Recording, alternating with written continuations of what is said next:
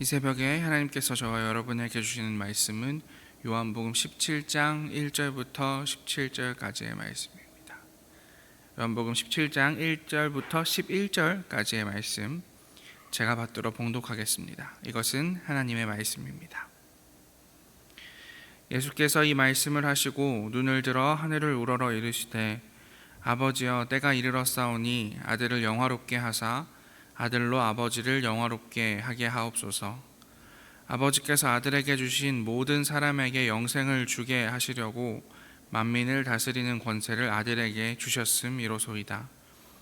영생은 곧 유일하신 참 하나님과 그가 보내신 자 예수 그리스도를 아는 것이니이다. 아버지께서 내게 하라고 주신 일을 내가 이루어 아버지를 이 세상에서 영화롭게 하였사오니 아버지여 창세전에 내가 아버지와 함께 가졌던 영화로서 지금도 아버지와 함께 나를 영화롭게 하옵소서. 세상 중에서 내게 주신 사람들에게 내가 아버지의 이름을 나타내었나이다. 그들은 아버지의 것이었는데 내게 주셨으며 그들은 아버지의 말씀을 지키었나이다. 지금 그들은 아버지께서 내게 주신 것이 다 아버지로부터 온 것인 줄 알았나이다. 나는 아버지께서 내게 주신 말씀들을 그들에게 주었사오며 그들은 이것을 받고 내가 아버지께로부터 나온 줄을 참으로 아오며 아버지께서 나를 보내신 줄도 믿었사옵나이다. 내가 그들을 위하여 비옵나니 내가 비옵는 것은 세상을 위함이 아니요 내게 주신 자들을 위함이니이다. 그들은 아버지의 것이로소이다. 내 것은 다 아버지의 것이요 아버지의 것은 내 것이온데 내가 그들로 말미암아 영광을 받았나이다. 나는 세상에 더 있지 아니하오나 그들은 세상에 있사옵고 나는 아버지께로 가옵나니 거룩하신 아버지여 내게 주신 아버지의 이름으로 그들을 보전하사 우리와 같이 그들도 하나가 되게 하옵소서. 아멘. 요한복음 17장 1절에서 11절까지의 말씀을 가지고 아버지께서 내게 주신 것이라는 제목으로 하나님 말씀 나누도록 하겠습니다. 예수님께서는 기도하시는 분이었습니다. 그는 제자들에게 기도하라고 가르치셨고 어떻게 기도해야 하는지 기도의 모델이라고 할 수 있는 주기도문을 또한 우리에게 가르쳐 주셨습니다. 오늘 본문에서 우리는 다시 한번 기도하시는 예수님을 발견합니다. 예수님은 제자들과 대화를 나누시다가 계속해서 요한복음을 살펴보고 있기 때문에 이것이 고별 담론이라는 이름으로 묶여있는 예수께서 십자가에 못 박히시기 전에 제자들과 함께 시간을 보내시고 쭉 그 이별에 대해서 이야기하시는 담론 중에 마지막 부분, 고별 기도의 부분이라는 것을 말씀드렸습니다. 이렇게 제자들과 대화를 나누시다가 제자들이 자신이 품고 있는 희망과 꿈에 귀 기울여 주시기를 바라는 마음으로 제자들이 보는 앞에서 기도로 그 대화를 마무리하고 계십니다. 이 기도는 다른 곳에 나와 있는 예수 그리스도께서 십자가에 못 박히시기 전 하는 기도, 우리가 흔히 겟세마네의 기도라고 알고 있는 기도문과는 조금 다릅니다. 예수께서 홀로 드리시는 기도가 아니라 제자들과 함께 한 자리에서 드리는 기도라는 인상을 줍니다. 예수께서 체포되기 직전에 하신 기도라는 점에서 방금 말씀드린 대로 내 뜻대로 마시고 아버지의 뜻대로 하소서라는 구절로 잘 알려진 겟세마네 기도, 이 겟세마네 기도는 마태복음과 마가복음과 누가복음에 다 기록되어 있는데 이 기도와 같은 자리에 위치하는 기도입니다만 할 수만 있다면 이 잔을 내게서 지나가게 하소서 같은 구절이 없는 등 내용상의 공통점이라고는 찾아볼 수가 없습니다. 고난의 잔에 집중하면서 혼자 힘겨워하는 겟세마네 기도와는 달리 일정의 유언 설교인 고별 담론을 마무리하는 특징을 지닌 이 기도의 기본적 관심은 작별에 있습니다. 내가 제자들과 어떻게 작별하는지, 하나님 남아있는 이 제자들을 돌보아 주십시오 라는 기도가 오늘 기도의 대부분의 내용입니다. 그런데 이 기도에 계속적으로 반복되는 내용이 등장하고 있습니다. 오늘 함께 읽은 본문인데 제가 노란색으로 표시해 보았습니다. 계속적으로 반복하는 단어가 무엇이냐면 무언가를 주다 그리고 받다 라는 단어가 계속해서 반복되고 있습니다. 보시면 2절을 보면 이렇게 말씀하십니다.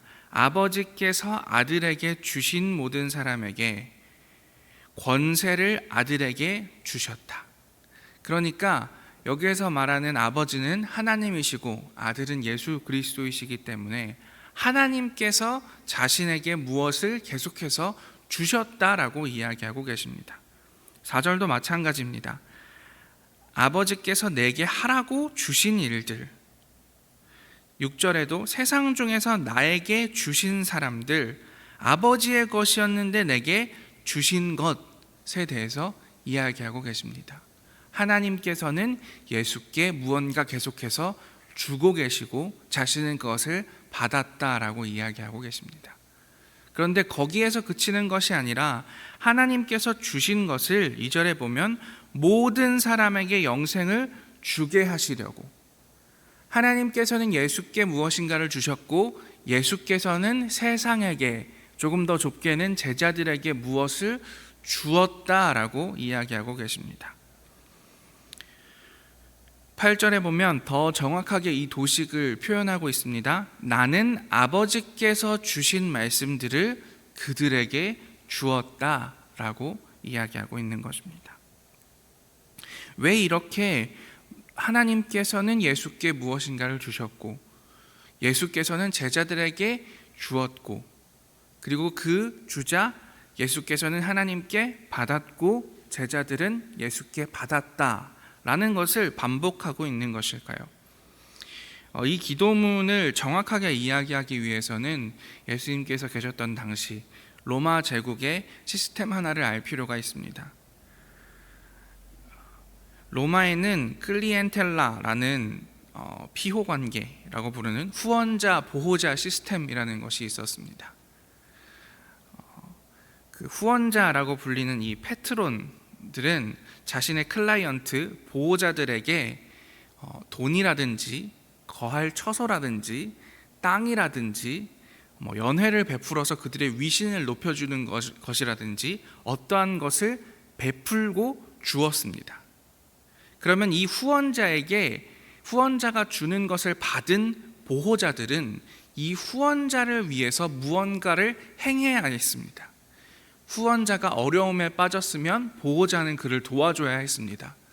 후원자가 무언가 법률적인 도움을 필요하다면 보호자 중에 법률적인 대리인이 나와서 그 문제를 해결해 준다든지, 아니면 많은 종류의 보호자들은 후원자의 기사 혹은 병사, 사병이 되어서 그 후원자를 보호해 주는 시스템이 로마 가운데 있었습니다.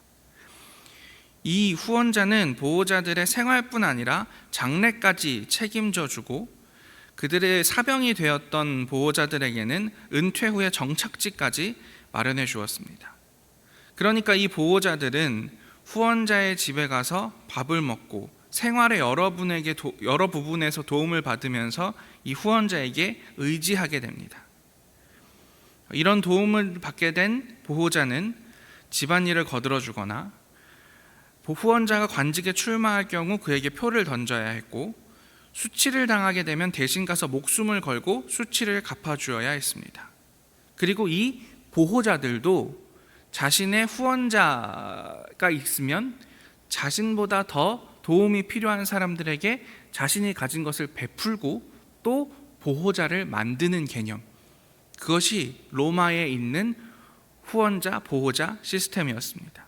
그래서 이 로마 사회 전체에 거미줄처럼 얽혀있는 이 시스템을 타고 올라가다 보면 그 정점에 있는 사람이 누구였냐? 바로 로마 황제였습니다. 그러니까 이 로마 제국에 있는 사람들은 모두가 다 로마 황제의 보호자가 되는 것이고, 로마 황제는 이 제국 안에 있는 모든 사람들의 후원자가 되는 국가적 시스템이 마련되어 있었던 것입니다. 이런 배경 지식을 가지고 오늘 예수 그리스도의 기도를 다시 한번 살펴보도록 하겠습니다. 우리 7절과 8절을 함께 읽어보겠습니다. 지금 그들은 아버지께서 내게 주신 것이 다 아버지로부터 온 것인 줄 알았나이다. 나는 아버지께서 내게 주신 말씀들을 그들에게 주었사오며 그들은 이것을 받고 내가 아버지께로부터 나온 줄을 참으로 아오며 아버지께서 나를 보내신 줄로 믿었사옵나이다. 아멘. 예수께서는 오늘 기도를 통해 자신의 후원자가 하나님이라고 말씀하고 계십니다.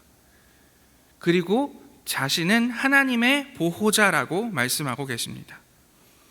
이와 동시에 하나님께 받은 것을, 하나님이라는 후원자께 받은 것을 내가 제자들에게 나누어 줌으로써 나는 제자들의 후원자가 되고 제자들은 나의 보호자가 됩니다 라는 사실을 이 기도문을 통해서 밝히고 계신 것입니다.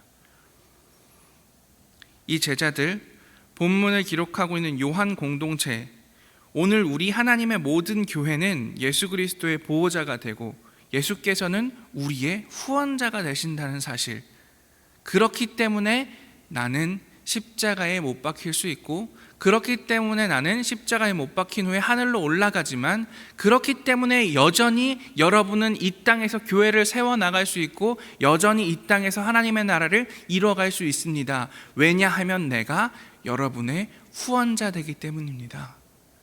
그리고 그렇다면 여러분은 나에게서 오는 것으로 여러분의 생명을 삼고 나에게서 오는 것으로 여러분의 삶의 근간을 이루고 나를 보호하는 사람이 되십시오. 그것이 우리가 가져야 할 관계입니다. 왜냐하면 내가 하나님과 이러한 관계를 맺었기 때문입니다 라고 이야기하고 계십니다. 아까도 말씀드렸지만 로마 사회 전체에 거미줄처럼 얽혀있던 이 시스템의 정점에는 주의 주, 왕의 왕이라고 불리는 모든 사람들의 패트론 로마 황제가 있었습니다. 이런 로마 사회에서 그리스도인이 된다는 것은 무엇을 의미합니까? 더 이상 로마 황제가 나의 후원자가 아니고 예수께서 나의 후원자다라고 이야기하는 것은 어떤 무게를 가지는 것이었을까요? 더 이상 내가 어제까지 밥 먹으러 가던 집에 갈 수 없다는 것을 말합니다. 내가 의지하던 사람, 내가 주군으로 모시던 사람을 더 이상 섬길 수 없고 심지어는 그의 배반자로서 낙인 찍힐 수밖에 없는 것, 내가 나의 것을 베풀어서 나에게 충성을 요구하던 사람들에게 더 이상 나의 주인은 로마 황제가 아니라고 이야기하는 것은 그들의 충성을 더 이상 요구할 수는 없는 것, 내가 몸담고 있는 사회 시스템에서 모든 것을 부정하고 나의 주인은 오직 예수 그리스도 한 분밖에 없다라고 이야기함으로 인해서 나의 삶이 완전히 뒤집어지는 것, 그것을 의미했습니다. 그뿐입니까?